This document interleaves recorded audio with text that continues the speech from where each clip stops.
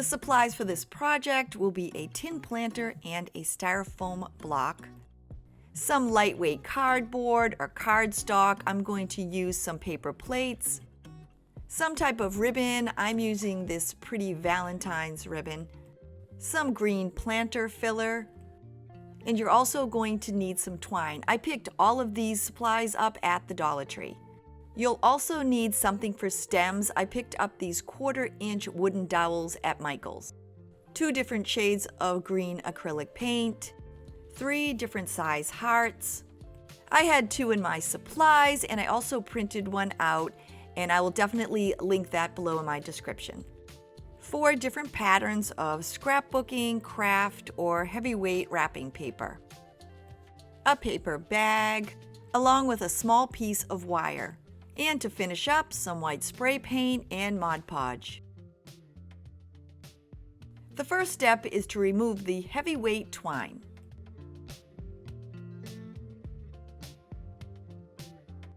This is optional, but the bow sits nicer on a flat surface, and I'm also going to reuse the twine that I'm removing from this planter.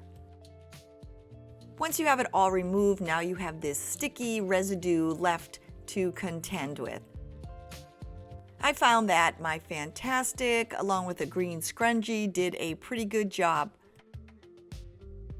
Then to remove those last little remnants of tough glue, I just used some inexpensive nail polish remover along with a cotton ball, and that seemed to do the trick.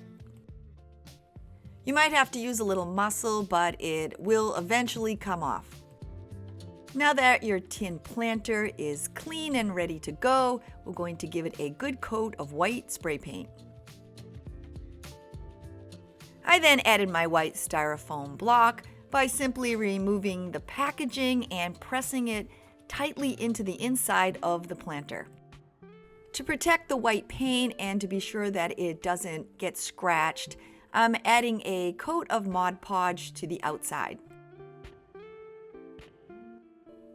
Once it's completely dry, we're going to add this pretty accent ribbon that I found at the Dollar Tree.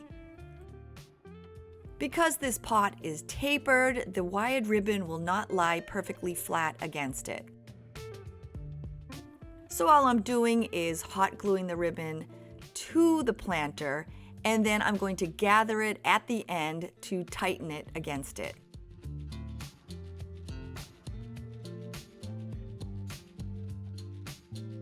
So here you can see there's a gap between the ribbon and the pot, and all we're going to do is use our hot glue gun and secure the lower part of the ribbon onto this planter.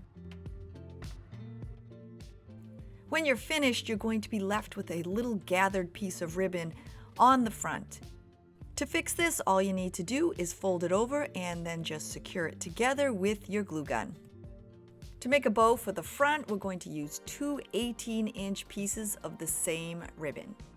We're making a simple bow, and all you need to do is fold the ribbon in half and then fold each half into the center.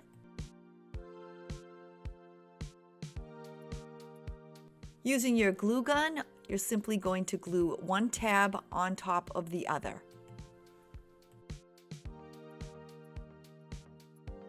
Once both of your ribbon tabs are ready, all you're going to do is place one on top of the other and then pinch them in the middle.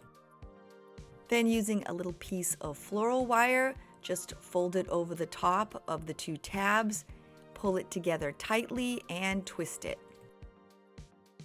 I'm using a 3-inch piece of ribbon to cover the wire center. And once again, all I did was use my hot glue gun and I folded the 2 tabs into each other. And to finish your bow, all you do is wrap it around the center of the ribbon and hot glue it onto the back.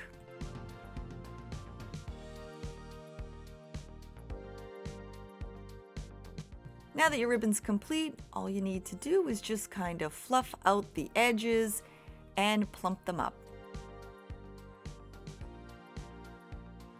Once again, using your hot glue gun, you're just going to glue it onto the front of the planter, making sure that you cover up that little place where we folded the ribbon in half. Now it's time to make the heart flowers. We're going to use the 3 different sizes of hearts, and we're going to need 2 sets each. Using the back of a paper plate, I'm going to trace my 2 sets of heart patterns, and then I'm going to cut them out.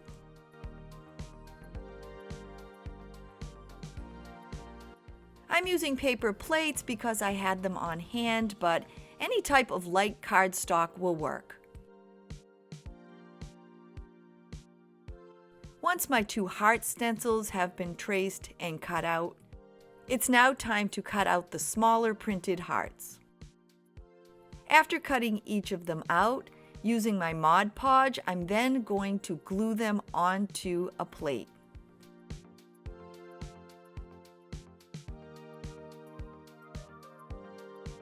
I used a piece of one of the plates left over from the other hearts, and then using my Mod Podge, I just glued the little hearts I cut out onto this plate.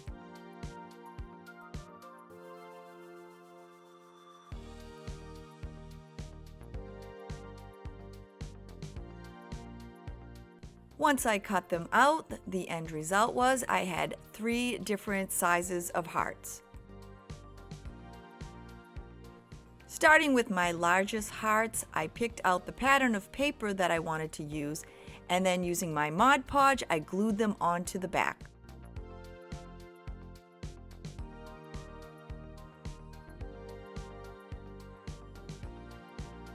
If you're going to make some of your hearts match, it's fine to glue them all together at the same time on the same paper.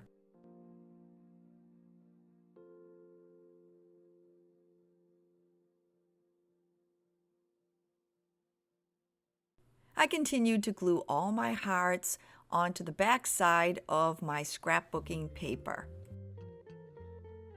After they all had dried, I once again took my scissors and cut each of them out.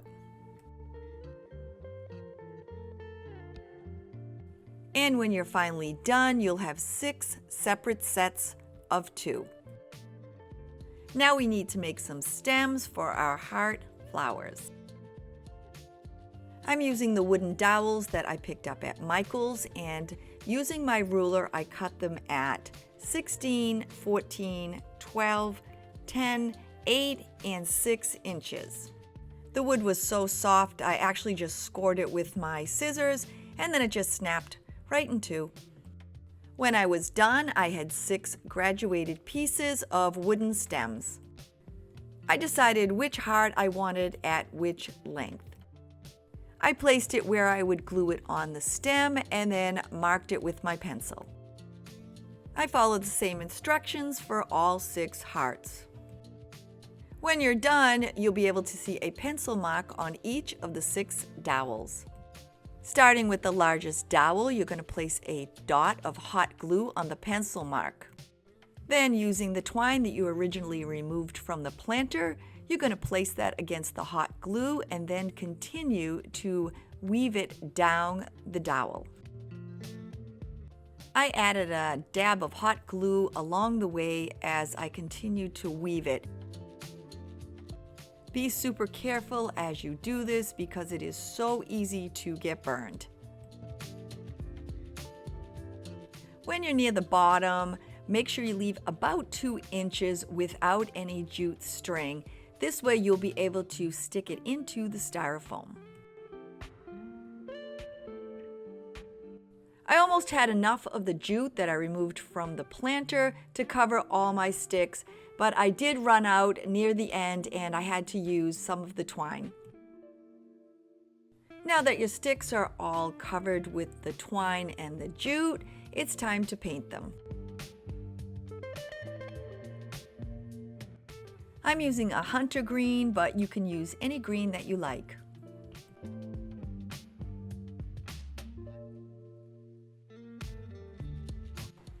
When you're done, you'll have 6 green stems. While you have your green paint out, it's now time to make some leaves. All I'm doing is cutting out some free-handed leaves from my paper bag. They don't have to be perfect or the same size, and I'm just kind of freehand cutting them with my scissors. If you're not comfortable freehand cutting them, find a leaf around the house or use one that you did cut out yourself and just trace it on some paper and then cut them out. I'm using 2 different colors of green paint for the leaves. I'm using the original hunter green and I'm also using a dusty green. You're going to paint both sides of your leaves. While it's still wet, pick it up and just kind of pinch the bottom together. This will ensure as it dries, it'll have a little bit of a cone shape and it'll look like a real leaf. I believe I made 11 leaves for this project, but you can make more or less, it's just personal preference.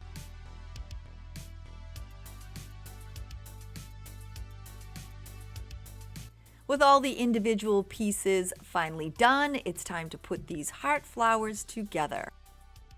I'm starting off with my larger hearts and my 16-inch stem. Using my glue gun, I'm just placing a little line of glue on the top part of the stem, and then I'm placing my paper heart on top of the glue. After it's set up for a moment, I then place some hot glue on the other side of the stem. And then quickly place the other heart on top and pressed both hearts together. I then added some glue to both sides and then pressed them together tightly. You're going to follow the same instructions for all of them until you have a little bouquet of heart flowers.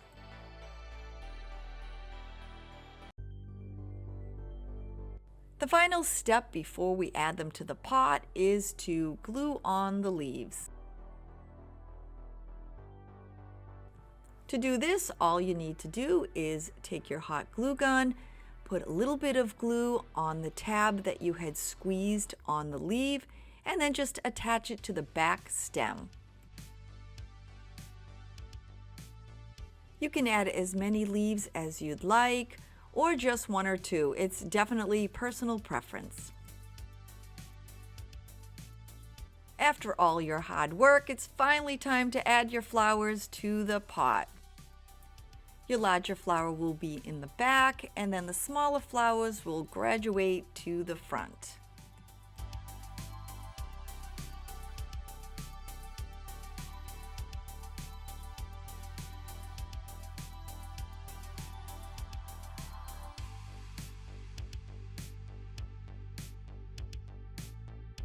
The last step in this project is to add the greenery to the base of the planter.